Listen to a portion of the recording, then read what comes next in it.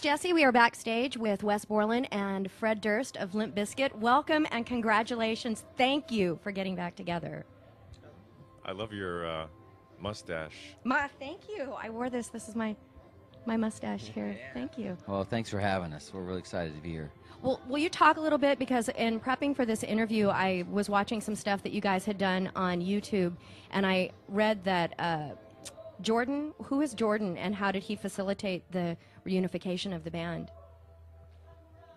Jordan is a longtime friend and partner and now manager at Limp Bizkit. And when we were split apart, Jordan was still working with Wes on his other projects and sort of helped be a catalyst in us, you know, I finding heard he some had kind of like a Yoda effect to bring you guys back together. I guess in a way.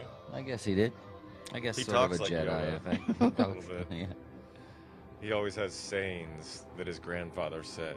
Yeah, he's very a proverbial type of guy. He's Kind got of a like lot shit of my dad proverbs. said, except as his grandpa. It's not like shit Whoa, my you dad just said says, shit. but kind of like It's that. on the web. We're good. Okay. Yeah, I love that stuff, though. I heard that guy got a huge deal. TV show, Yeah. yeah. I think it's his son, though, that got the deal. He's sort of... Yeah, his son who's posting all the quotes, right? Dad, the son's working it out. Now, Wes, I wanted to ask you, because I'd heard that one of the inspirations for you to come back into the Limp Bizkit fold was going out on the road and meeting some of your heroes, and that kind of reminded you of what you had with Limp Bizkit? Well, it did, and I mean, I tried working with some other bands, and it just wasn't. Nothing was as good as this. So, we just have a chemistry between the five of us that's not replaceable. When I think I'd seen an interview with you at NAMM where you said that people who hated Limp Bizkit back in the day, and you're still going to hate Limp Bizkit, but the people who are into music, who appreciate passion and energy, they're really going to get off on this new stuff that you guys are doing for Gold Cobra. Well, yeah, it's I think universally our favorite record that we've ever made. I think the vibe is better now than it's ever been, and we just feel better and more united than we ever have, and are getting along so great, and there's just no trouble now, and it's all positive. We're all pointing in the same direction. Now I understand, did you guys go over to Europe to kind of test a few things out before you went into the studio to start laying down the tracks for Gold Cobra? Oh, we didn't test any new music out. We just wanted to go, get back in the swing of the unity we have on the stage, and really wanted to get out and play and get warmed up before we went in the studio, and we had a great time.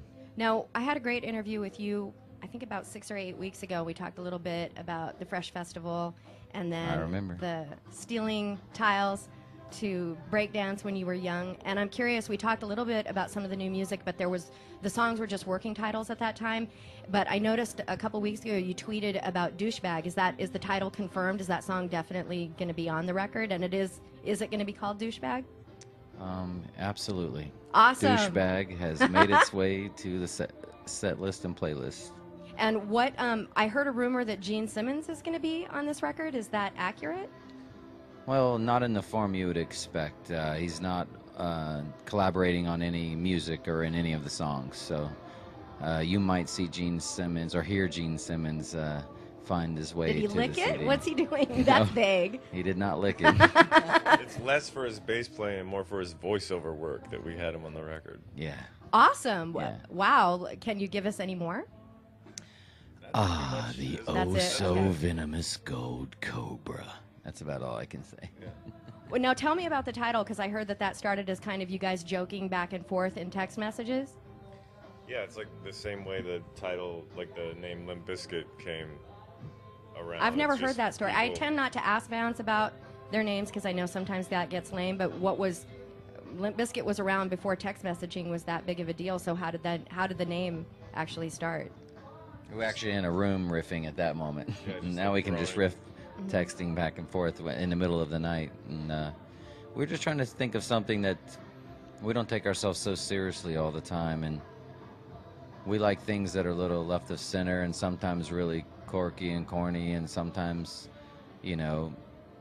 right up the center. And this happens to be one of those titles that kind of plays on both. It was in one of his list of name ideas, and I just loved it. And I said, "That's it. Let's use that." And are you cool with that? And he goes, "Absolutely, I love it." And then we just built behind it. I heard something flashy but deadly. Is that what you're going for with this? Deadly. Flashy but deadly. What now? One of my favorite records was the remix album that you guys did, which was the new old songs, and I love the artwork, the strange. It was like the guy eating his brain. It's It's all the tears of guys reaching in.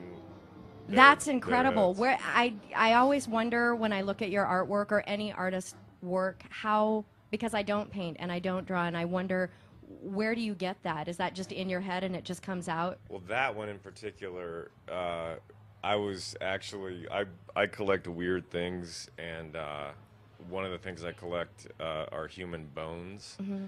And from one of the places that I buy from, I was debating on buying a fetus, a baby fetus that had had the head lopped off and the brain taken out, and the way it was in the jar is it had its hands cradled into its own head, which was cut off like that. And I ended up not buying the fetus because at that moment in my life, that was, I don't know, it turned my stomach as much as it fascinated me. Kind of like the human centipede? Oh, yeah, I saw the trailer for that. That looks bad. Horrifying. You have to come next week. They're doing midnight showings at the Inwood. It's going to be horrifying. Ooh. I want to go. What is it? It's a movie It's coming the out most called The disgusting, horrifying. Really? There are Film people noir? who've What is reviewed it? who've said that It's they like a want to weird punch the horror director film. in the face. It's called The Most Disgusting Film. It's a German doctor who specializes in separating Siamese twins, decides that he wants to have his own Siamese triplet, but he doesn't know how to get that, so he kidnaps a Japanese man and two girls, and he removes their kneecaps so that they're forced to walk on all fours, and then he sews them together through their gastrointestinal system. Yeah, mouth to butt. Yeah. Yes, I have a computer. We can watch the trailer Yeah, here. next week here Yes, on the big screen. on the big screen. But I only want to go because I want to see the audience react, because it's been horrifying people. I don't think the mainstream theaters are going to carry it, but indie theaters and midnight showings. So You think they'll have it at the Limley? Oh, I'm sure. All right, I'm gonna see it. Or I'm gonna maybe see it. even better, the ArcLight will have it. Ooh. Human Centipede. That will be the title of Centipede. the next Limp Bizkit album. So, That's taken already. is it? Oh no, well, Human Centipede. Oh no, I meant okay. I'm Yeah. sorry, I thought you meant the album. So now I know you guys have been asked a million times, but is there any projected release date for Gold Cobra? Between June and August. June and August. Okay, so we nailed that down. Sometime in the summer. Yeah, I mean, we don't know exactly. We're pretty positive it's going to land in that area. Mm-hmm. We haven't committed to a date, and with piracy and things these days, we just, when we feel the date works for all of us for different reasons, we're just going to pick it, send it, and get it pressed and put it out a few days later. You know, we're not going to give it a lot of time in the plant. We're just going to do it, boom, it's out. And I heard too that you might be doing something different in terms of the releases, that you might be doing 3 songs at once. Is that? Well, you know what? I was going to do that, but just yesterday we leaked our first track on limpbizkit.com. What track? It's called Why Try. You got to check it out. Awesome. Yeah, it's on limpbizkit.com, and it'll be, you can download it off of there and stream it off of limpbizkit.com. And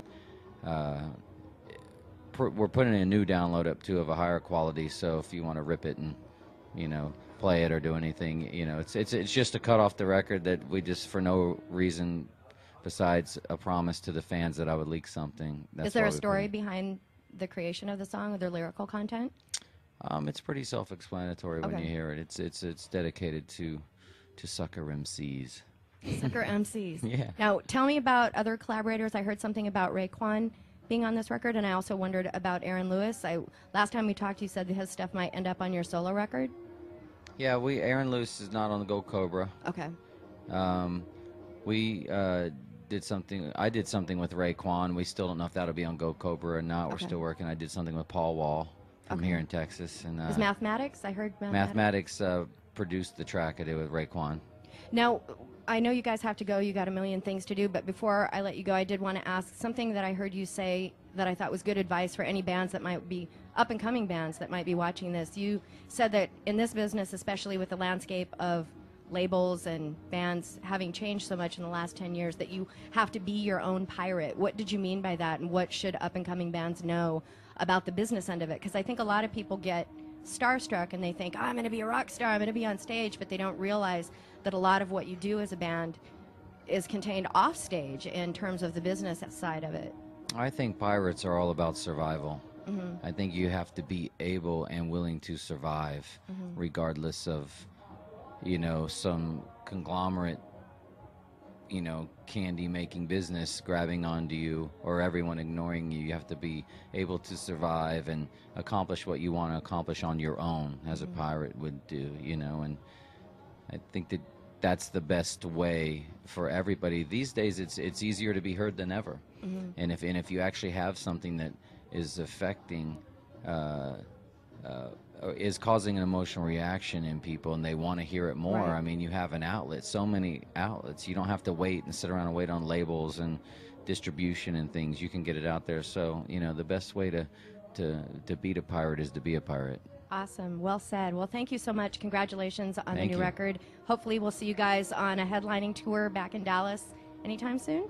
Any projected dates? Yeah, this summer we'll be back. It starts at the end of June, and we will be here sometime in June or July. I don't know Awesome. exactly when. And I just saw the Deftones play, and they were unbelievable. Yep.